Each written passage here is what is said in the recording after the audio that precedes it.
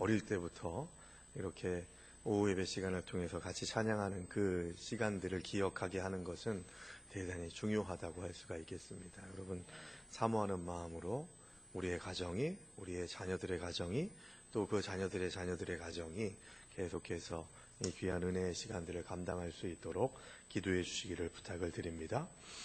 자, 말씀을 믿지 않는 자의 결말이라는 제목으로 하나님의 말씀을 전하겠습니다. 오전 예배 시간의 연장선이라고 생각하시면 되겠습니다. 축복하는 메시지들을 전달하고 그래야 되는데 우리의 상황들이 그냥 복 받으십시오, 잘 될 겁니다 라고만 말하기가 참 어려운 그런 시대를 살아가고 있고, 우리가 너무 우리 스스로에게 후한 점수를 주고 있는 상황이기 때문에 우리가 더 스스로 자기 스스로를 질책하고 더 명확하게 점검하고 진단하는 것이 우리의 신앙생활에 대단히 중요한 몫이 되었습니다.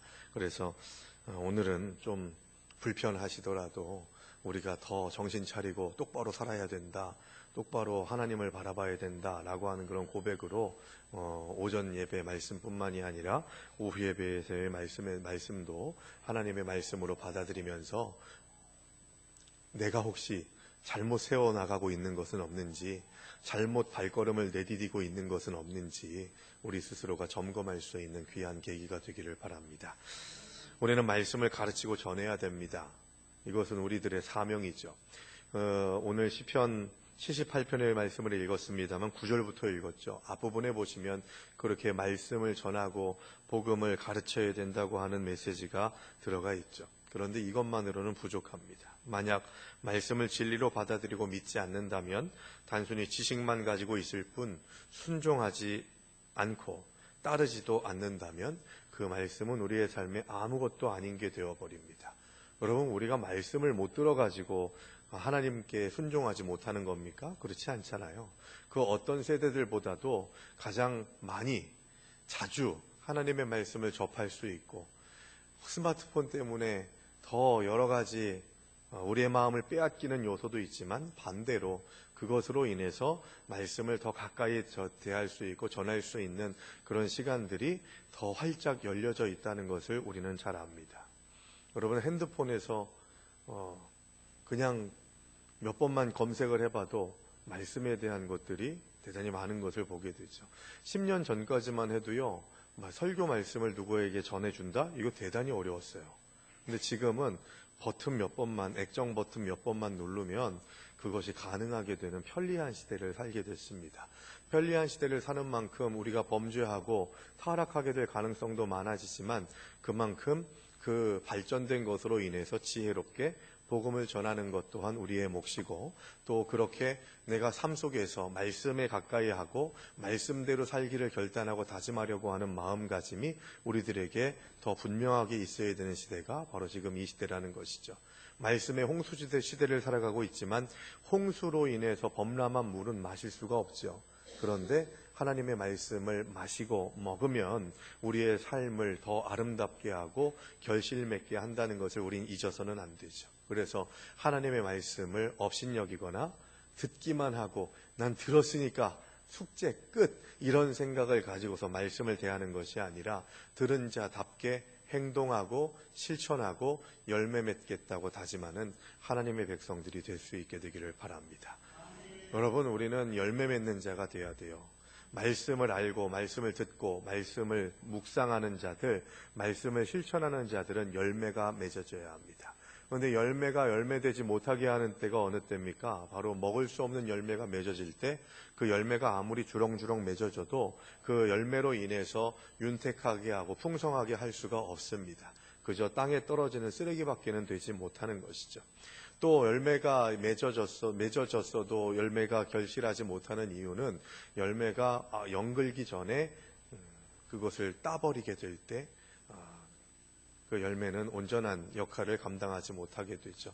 교회 앞에 석류나무에 석류가 많이 열렸는데 그거 다 여물기 전에 계속해서 몇 년 동안 추수감사절 제단에다가 좀 한두 개라도 올려놓고 싶은데 그게 또 올해 될지 안 될지 모르겠습니다. 지금 탐스럽게 열려져 가고 있거든요.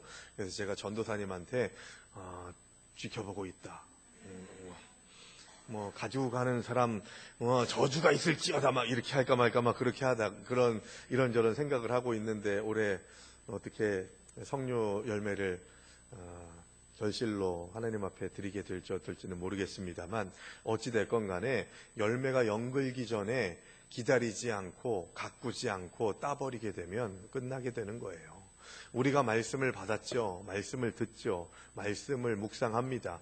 그 말씀이 연글기 위해서 우리는 그것을 잘 간직할 수 있어야 되고, 거기다가 말씀이 연글었는데 그걸 따지 않으면 썩어서 떨어져 버리게 되는 것처럼 때에 맞게 말씀에 대해서 반응하고 말씀으로 인해서 헌신하고 말씀에 따라서 순종하는 길들이 우리들에게 허락될 수 있어야 되는 것이죠. 오늘 시편 시인은 말씀을 믿지 않고 순종하지도 않던 자들의 최후에 대해서 이야기를 합니다. 오늘 제가 오전 예배 말씀에서 이런 말씀 드렸죠. 우리가 두려운 하나님을 좀 만나길 바랍니다. 두려운 하나님을 인식하고 나의 하나님이 두려운 하나님이기도 하다는 것, 용서의 하나님, 사랑의 하나님, 그저 봐주시고 돌보시고 인도하시는 하나님뿐만이 아니라 그 하나님이 징계하시는 하나님, 심판하시는 하나님, 무서운 하나님이라는 것 또한 우리가 생각해야만 우리가 하나님 앞에 까불지 않는 자가 될 수 있는 거죠. 오늘 보면 9절에서 17절 말씀을 보면 말씀에 순종하지 않는 자들에 대해서 말씀이 나오고 있습니다. 여러분, 에브라임 자손의 불순종을 오늘 시편은 비난하고 있는데요. 이스라엘 전체를 지칭하는 말이기도 하고 북왕국 이스라엘을 말하기도 하고, 또 오늘 본문에서는 9절에서 11절 말씀에 보시면 뭐라고 얘기합니까? 9절에서 에브라임 자손은 무기를 갖추며 활을 가졌으나 전쟁의 날에 물러갔도다 라고 그렇게 이야기하는 데에는 이 역사적인 상황을 비난하는 내용이 담겨져 있는 거예요. 기드온과 입다가 사사였을 때에 전쟁에 참여해야 될 때 참여하지도 않으면서 시비만 걸었던 에브라임 지파의 이야기를 지칭하는 말씀으로 9절 말씀이 언급되고 있는 것을 봅니다. 어찌됐건 종합해 보면 그것이 이스라엘 전체를 이야기하는 것이건 에브라임 지파만을 이야기하는 것이건 간에 에브라임은 악한 모습으로 드러난 이스라엘을 표현하고 있는 것이죠. 지금 오늘 시편 78편에서 에브라임아라고 하는 이 말씀은 하나님께 순종하지 않고 하나님의 말씀에 따라서 살아가지 않는 자들의 모습을 지칭하는 메시지입니다. 에브라임, 그러니까 이스라엘은 불순종했지만 하나님은 이스라엘에게 끝없는 은혜를 베푸셨습니다. 바다를 가르셔서 애굽의 군대로부터 구원해 주셨다고 13절에서 말씀하고 있고, 구름기둥과 불기둥으로 인도하셨다고 14절에서 선포하고 있습니다. 15절 16절은 반석에서 물을 내셔서 모두가 마시게 하셨다고 말씀합니다. 이렇게 이스라엘의 필요를 채우셨음에도 불구하고 그들은 하나님을 배반했다고 이야기해요. 여러분, 우리의 필요가 채워지는 것이 하나님이 하셔야 될 일이라고만 규정하면 이렇게 타락하게 됩니다. 하나님이 나한테 어떤 필요를 채우셨으니까 그 하나님이 나에게 필요를 채워주시고 나를 좋게 하시고 내가 원하는 것을 주셨으니까 그 하나님이 좋으신 하나님입니다 라고 그렇게 말하면 안 돼요. 하나님의 채워주심과 이끄심과 인도하심의 주권은 하나님께 있어요. 내가 원하니까 그것을 주신다라고 하는 것은 나한테 주권이 있다고 생각하니까 그렇게 얘기하는 거죠. 하나님, 내가 이걸 원하는데 이것을 주실지 안 주실지는 하나님의 주권입니다라고 고백할 수 있어야 되는 거예요. 그게 아니면 기복신앙이 되는 겁니다. 기복신앙은 뭐예요? 복을 비는 신앙, 복 받는 것만을 원하는 신앙. 이것이 복은 받아야죠, 여러분. 아침에 설교의 제목이 뭐였어요? 하나님이 예비하신 복을 누리는 비결이 뭔지를 알아야 된다고 얘기했으니까 하나님께서 주시는 복을 누리는 것이 성도들이 감당해야 될 일이에요. 그런데 그것이 세상적인 복에만 국한돼 버리게 되고 내가 세상에서 원하는 필요만을 채워주는 것이 하나님이라고 생각하면 그게 기복신앙이라는 거예요. 기복신앙, 내가 원하는 복만을 구하는 신앙을 가진 자들은 기복 있는 신앙이 생겨요. 기복이 있는 신앙은 뭐예요? 일정하지 않아요. 나의 신앙 고백을 계속해서 지키질 않아요. 그러니까 오늘은 아멘 하지만 내일은 아멘이 뭔지 모르는 삶을 살아가는 자가 되어버리게 되는 거예요. 오늘은 내가 하나님을 신실하게 믿는 자이지만 어떤 계기가 있고 어떤 문제가 발생하고 어떤 어려움이 있으면 하나님을 향한 시선이 꺾여버리게 되고 하나님을 향한 발걸음들이 멈추어지게 되는 일들이 일어나게 될 때가 많이 있다는 거예요.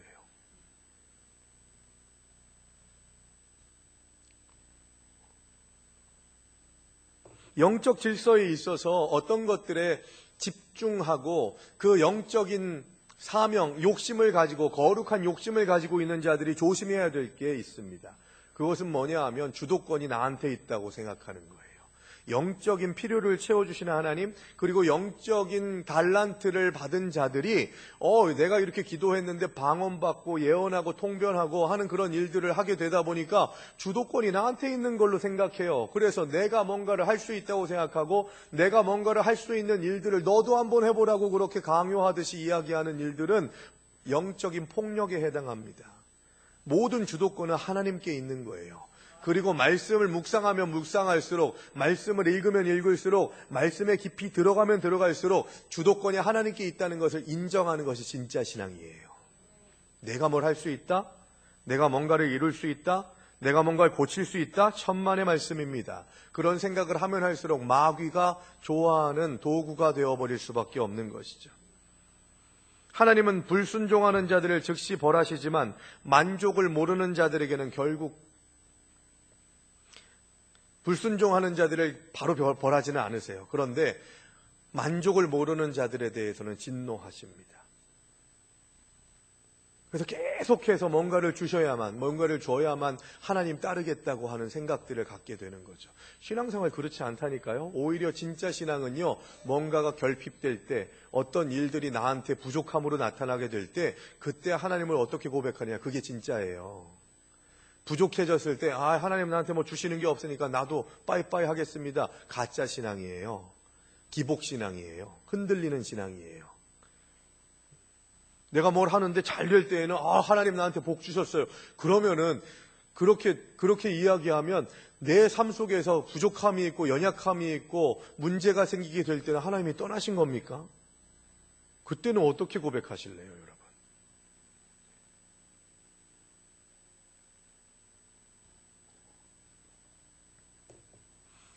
세상적인 눈으로 봤을 때 예수를 만나가지고 아주 못 쓸 인생이 된 사람 대표적으로 꼽으라면 저는 바울 꼽을 거예요. 예수 만나가지고 못 쓸 인생이 돼버렸다니까요. 전도 유망한 청년 사울이 예수를 만나서 바울 됐을 때 자기가 가지고 있었던 스펙과 이제까지 귀하게 여겼던 모든 것들, 가만히만 있으면 70인으로 들어가 있는 사내들인 공의회에서 떡하니 한 자리 차지했을 것이고 민족의 지도자로서 영적인 아버지로서의 역할들을 감당할 수 있는 전도 유망한 친구야, 저 친구는 뭐가 돼도 될 인간이야 라고 하는 그런 평가를 받았던 청년 사울이었는데 다메섹 도상에서 예수 만나고 난 다음부터 아주 그냥 못쓰게 돼버린 거예요. 세상적으로 봤을 때 탄탄대로였던 시간들이 핍박당하고 침뱉음 당하고 옥에 갇히고 로마에서 이젠 죽는 일들을 경험해야 되는 이유가 뭐냐? 예수 만나서 그렇게 된 거예요. 어떻게 하실래요, 여러분? 성경에는 예수를 만나가지고 세상적인 것들을 다 배설물로 여기고 세상적으로 쌓아놨던 것들을 다 아무것도 아닌 것으로 버린 사람들의 이야기들이 대단히 많이 있습니다. 삭개오도 어떻습니까? 계속해서 돈만 모으고 돈 모아서 다 누릴 수 있도록 다 쟁여놨는데 예수 만나고 난 다음에는 그렇게 민족의 반역자라고 매국노라는 이야기를 들을 정도로 그렇게 독하게 돈을 모아놓고 니들이나 멸시했지, 그런데 내가 니네 돈 다 뺏어 먹을 건데 하는 생각을 가지고 도끼를 품고서 세리장의 역할을 감당했던 삭개오였는데, 그 삭개오가 예수 만나고 난 다음에 그렇게 도끼를 품고 모아놨던 것들 다 풀어놓는 거예요. 어떻게 할까요, 여러분? 이런 말씀들이 성경에는 너무나도 많이 있는데 우리는 계속해서 기복적인 신앙을 가지고서 내가 원하는 거 주시옵소서, 내가 원하는 거 주시지 않으시면 하나님 말씀대로 살지 않겠습니다, 예배의 자리를 떠나겠습니다, 헌신하지 않겠습니다 라고 하는 생각들을 가질 때가 너무도 많이 있다는 겁니다. 그래서 만족하지 않아요. 주님께서 주시는 것이 오늘 나에게 주어진 것이 이것이라면 이것으로 만족하고 감사할 수 있게 인도하여 주시옵소서, 이 고백을 할 수 있어야 돼요. 그래서 여러분, 풍성할 때에도 교만치 않고 항상 이렇지 않을 거야. 그러니까 풍성할 때 부족함이 있을 때를 준비하는 지혜가 있어야 되는 것이고, 부족함을 경험하게 됐을 때 하나님이 풍성하게도 하셨으니 부족할 때에는 부족함 가운데에서 어떻게 하면 하나님께 영광을 돌리고 하나님의 은혜 가운데에서 살아갈 수 있을까 하는 생각들을 가지고서 흔들림 없는 신앙의 모습을 가지는 것이 하나님의 백성들의 삶이라는 거예요. 그래서 신실한 하나님의 백성들은 아침에는 여러분 하나님의 복을 누리는 자가 되려면 원망을 거둬버리고 감사하는 자가 되라고 그렇게 말씀드렸는데, 그 감사하는 자가 되려면 원망을 끊어내고 감사하는 자가 되려면 자족하는 마음이 있어야 되는 거예요. 오늘의 삶에 만족할 수 있는 마음가짐. 자족, 스스로 만족한다는 것 아니겠습니까? 스스로 만족한다는 것은 내 주변의 상황이나 환경을 가지고 만족하는 것이 아니라 나의 삶의 존재로, 나 스스로가 나의 존재 자체를 인정하고 축복하고 사랑하는 마음으로 살아갈 때에 자족하는 마음을 갖게 된다는 거예요. 사도 바울처럼 비천에 처할 줄도 알고 부요함 가운데 처할 줄도 아는 자가 되어야만 하나님께서 주시는 말씀이 시종여일하게 들리게 되지, 상황이나 환경 가지고서 말씀을 듣고 말씀을 따르려 하고 말씀에 대해서 적용하려고 하면 주님이 주신 것에 집중하면서 그 상황이나 환경으로 하나님의 말씀을 재단하고 판단하려고 하다 보니까 말씀이 온전히 들리지 않게 되더라는 겁니다. 저는요, 성도님들이 그런 얘기할 때가 제일 무섭다니까요. 하나님 기도했더니 하나님이 응답해 주셔서 이렇게 해주셨어요. 기도했더니 우리 자녀가 좋은 대학 가게 해주셨어요. 좋은 직장 가게 해주셨어요. 남편이 승진하게 해주셨어요. 남편 월급이 100만 원이었었는데 150만 원 되게 해주셨어요. 라고 그렇게 얘기해요. 그런 모든 일들을 하나님께 감사하는 것은 중요합니다. 그런데 그렇기 때문에 감사한다? 이거 큰일 날 일이에요. 우리의 감사는 어떤 것이 되어야 합니까? 무화과 나무 잎이 마르고 포도 열매가 없어도, 감람나무 열매 그치고 논밭에 식물이 없어도, 우리의 양떼가 없고 외양간 송아지 없어도 나는 여호와로 인하여 즐거워하리로다. 우리의 감사와 우리의 만족과 우리의 기쁨은 여호와로 인한 것이 되어야 할 줄로 믿습니다. 하나님으로 인해서 기뻐하시기 바랍니다. 그렇게 될 때 내가 다른 사람들한테 인정받지 못해도, 다른 사람과 함께 살아가면서 누가 나를 상처 줘도 여호와로 인하여 기뻐합니다. 이 고백이면 끝나는 거예요. 교회까지 와가지고 내가 이런 대접을 받아야 돼 하는 그런 생각을 갖게 될 때부터 우리는 타락하게 되고 패역한 자가 되어버릴 수밖에 없게 되는 것이죠. 불순종에 대한 하나님의 대처법을 오늘 봅니다. 18절에서 20절 말씀 같이 한번 다시 읽어볼까요? 자, 18절에서 20절입니다. 같이 읽습니다. 그들이 그들의 탐욕대로 음식을 구하여 그들의 심중에 하나님을 시험하였으며, 그뿐 아니라 하나님을 대적하여 말하기를 하나님이 광야에서 식탁을 베푸실 수 있으랴. 보라, 그가 반석을 쳐서 물을 내시니 시내가 넘쳤으나 그가 능히 떡도 주시며 자기 백성을 위하여 고기도 예비하시랴 하였도다. 여러분, 이게 무슨 얘기예요? 불순종하는, 믿지 않는, 신뢰하지 않는 사람들의 모습들을 고발하고 있는 겁니다. 시인은 이스라엘이 은혜에 감사하지도 않고 탐욕을 부릴 때 하나님이 어떻게 대처하셨는가를 보여줘요. 그들은 하나님을 시험했을 뿐만이 아니라 대적하기까지 했습니다. 하나님이 반석에서 물은 내셨지만 설마 고기는 먹이실까 떡은 먹이실까 하는 그런 생각으로 또 시험하고, 하나님 그렇게 능력 있지 않아 하는 그런 생각으로 비아냥거렸다는 것이죠. 여러분, 우리가 은연중에 이런 모습을 가지고 있지 않습니까? 신앙생활을 오래 했건 적게 했건 그게 중요한 것이 아니라 두려운 하나님, 무서운 하나님을 고백하지 못하면 우리는 지금 오늘 본문 18절에서 20절에서 읽었던 그런 패역한 생각들을 우리 마음대로 마음에 품을 때가 있게 된다는 것입니다. 하나님은 그들에게 불같이 노하셨다고 21절, 22절에서 말씀합니다. 이상하게 그런데 그 다음에 하늘문을 열어서 만나를 내리시고 바람을 일으켜서 새들로 그들의 진중에 떨어지게 하셔서 떡과 고기를 풍성하게 하셨다고 말씀하고 있어요.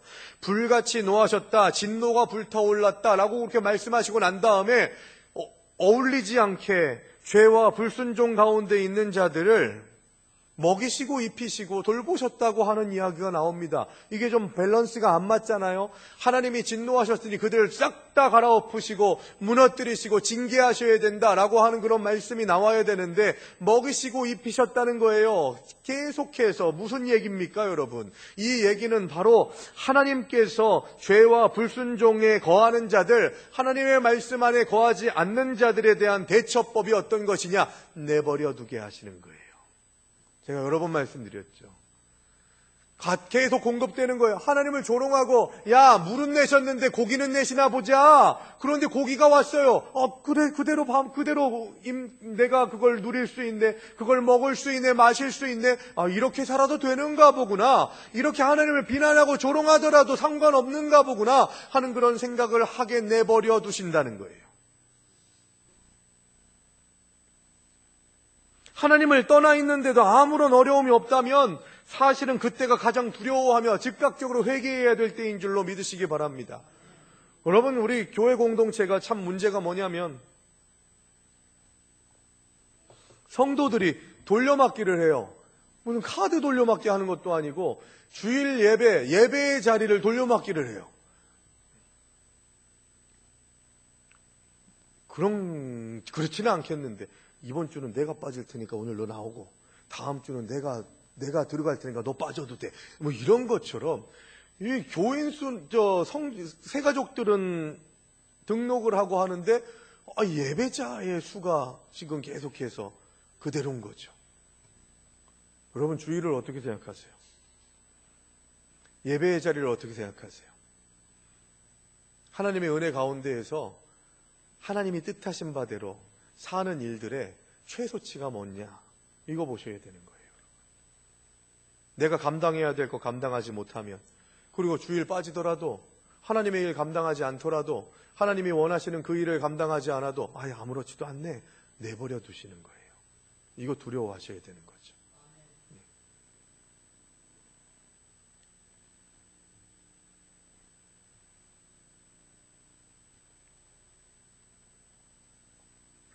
30절에서 31절 말씀을 함께 보겠습니다. 30절에서 31절 말씀 같이 읽습니다. 그러나 그들이 그들의 욕심을 버리지 아니하여 그들의 먹을 것이 아직 그들의 입에 있을 때에 하나님이 그들에게 노염을 나타내사 그들 중 강한 자를 죽이시며 이스라엘의 청년을 쳐 엎드러 들이셨도다.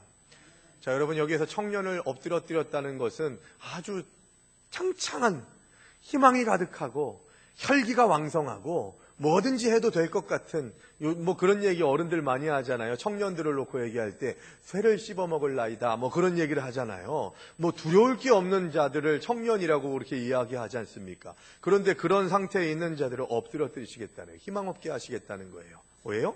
그들의 욕심이 버려지지 않아요.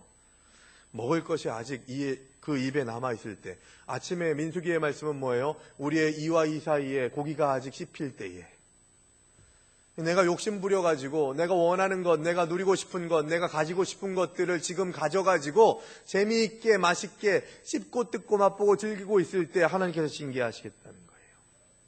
뭐 하면요? 하나님의 말씀에 집중하지 않으면, 하나님의 말씀의 은혜 가운데에 들어가지 않으면. 여러분, 말씀으로 변화되시기를 주의 이름으로 축원합니다. 말씀을 들었으면 실행해야죠. 거기다가 말씀을 듣는 여러분들뿐만이 아니라 이 말씀을 선포하는 사람은 더하죠. 말씀을 선포하는 책임이 얼마나 중요한지 아십니까? 얼마나 이 자리가 무거운지 아세요? 어떤 때는요, 올라오기가 싫어요. 제가 못하고 있는 것들을 선포해야 될 때도 있거든요. 저의 연약함을 가지고서 말씀을 전해야 될 때도 있거든요.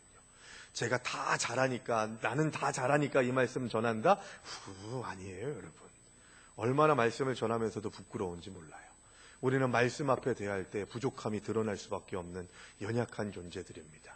그렇기 때문에 더더욱더 말씀 앞에 들어가야 되는 거예요. 그러지 않으면 난 잘하고 있어, 난 잘 살고 있어, 난 뭐든지 다른 사람보다 잘해 라고 하는 생각으로 무턱대고 은혜 받은 자요 구원받은 자라고 하는 생각들을 갖게 돼서 패역하게 되고 교만하게 되더라는 것이죠. 교만함으로 나아가는 가장 큰 길은 어떤 거냐? 말씀을 듣지 않는 데에 있다는 겁니다. 하나님의 말씀을 듣지도 않고 깨닫지도 않고 실천하지도 않는 그런 삶의 모습을, 지식적으로 아는 거 중요치 않아요, 여러분. 지식적으로 아는 것은 어린아이들이 또 새신자들이 성경에 대해서 알 때 필요한 거예요. 그리고 우리가 계속 성경을 통독하고 연구하고 묵상하는 이유는 뭔지 아십니까? 그 말씀을 이전에는 그냥 아브라함의 아들이 이삭이고 이삭의 아들이 야곱이고 야곱의 아들이 요셉인데, 이런 것들이 그냥 지식적으로 와닿았다면 아브라함을 통해서 보여주시는 하나님의 역사하심, 이삭을 통해서 역사하신 하나님, 야곱을 세워주시면서 이끌어주시는 하나님의 통치, 이런 것들을 묵상하면서 내가 그 안에 거하고 있구나, 나도 그 역사 안에 들어가 있구나, 이 고백을 갖게 되는 것이 우리가 말씀을 받는 가장 큰 이유인 거예요. 여러분, 말씀 지식적으로 알아서 뭐 하실래요? 성경 퀴즈 대회 할 때 뭐 좀 더 이야기할 수 있겠지만 그게 우리의 궁극적인 목적은 아니잖아요. 탤런트 이한이라고 하는 사람이 있습니다. 여자 탤런트 아시죠? 이 친구가 5개 국어를 한다고 들었어요. 근데 그 중에 하나가 뭐냐면요, 히브리어를 할 줄 알아요. 구약 성경이 히브리어로 되어 있습니다. 구약 성경이 그렇게 너무 어렵더래요. 그래서 친구가 머리가 좀 비상한 친구 같아요. 그래서 하나님의 말, 성경을 더 깊이 연구하기 위해서 히브리어를 배웠대요. 여러분, 우리에게 말씀에 대한 이런 열정이 있어야 될 줄로 믿습니다. 말씀을 전하는 저조차도 말씀에 대한 열정이 식어가는 때가 있고, 또 말씀을 전하더라도 그 말씀대로 살아가지 않는 부족한 모습들이 제 스스로에게 발견될 때가 너무도 많이 있지만, 그것으로 인해서 낙심하지 마셔야 돼요. 만약에 말씀을 전할 때 내가 못하는 것을 전하니까 나는 안 되는데 하는 생각을 하게 되면 제 얼굴은 항상 얼굴빛이 어두울 거예요. 지금 어두운 게 그래서 어두운 건 아닙니다. 저를 보면서 뭐 걱정이 있나, 뭐 수심구름 가득한가 하는 이야기들을 하시는 분들이 별로 없는 것 같아요. 그리고 저도 그렇게 살고 싶어요. 살려고 노력을 해요.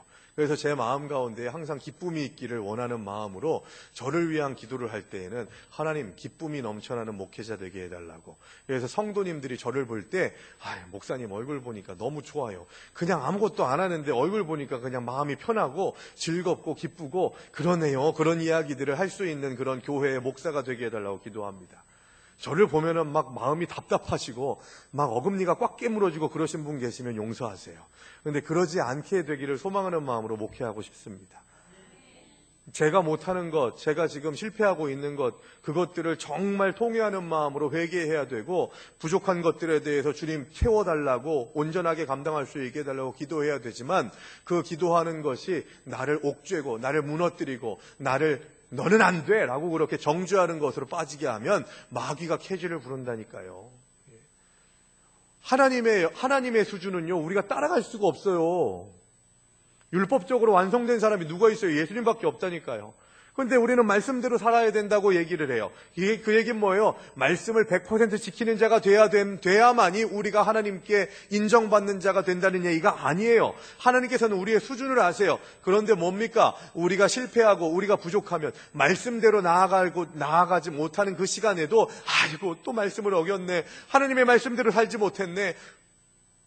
하나님이 아파하시고 속상해하실 텐데 하는 그 마음으로 계속해서 그리스도의 말씀대로 살려고 하는 열정이 있으면, 그 열정을 식어지게 하지 않고 포기하지 않으면 하나님이 우리를 미쁘게 보신다니까요. 우리를 사랑하신다니까요. 우리를 책임져 주신 줄로 믿으시기 바랍니다. 이것이 우리가 가지고 있어야 될 삶이에요. 예수 그리스도가 되어주는 것은 그냥 가능하지 않아요. 예수 그리스도를 닮아가는 삶이 우리들의 목표점이 돼야 되는 거예요. 실패하고 낙심하더라도 우리 주님께서 아십니다. 그러므로 말씀을 믿지 않는 자의 결말, 하나님께서 분명히 징계하신다고 말씀하시고 있고, 그렇게 자기 만족을 모르고 감사하지 못하는 자들, 말씀대로 순종하며 나아가는 삶이 기쁨의 삶이고 감사의 삶이라는 것을 깨닫지 못하는 자들을 내버려 두셔서, 그냥 방치해 두셔서 그래, 이렇게 대충 신앙생활해도 내가 예배의 자리를 줄이거나 내가 헌신의 자리를 좀 내 마음대로 잘라내고 재단해도 아무렇지 않네 하는 그런 생각을 갖게 하는 그때가 바로 징계의 가장 깊은 곳으로 들어가는 무서운 시간들이라는 것을 기억하면서 하나님 앞에 회개할 것 회개하고 돌이킬 것 돌이키는 하나님의 백성들이 될 수 있게 되기를 주님의 이름으로 축원합니다.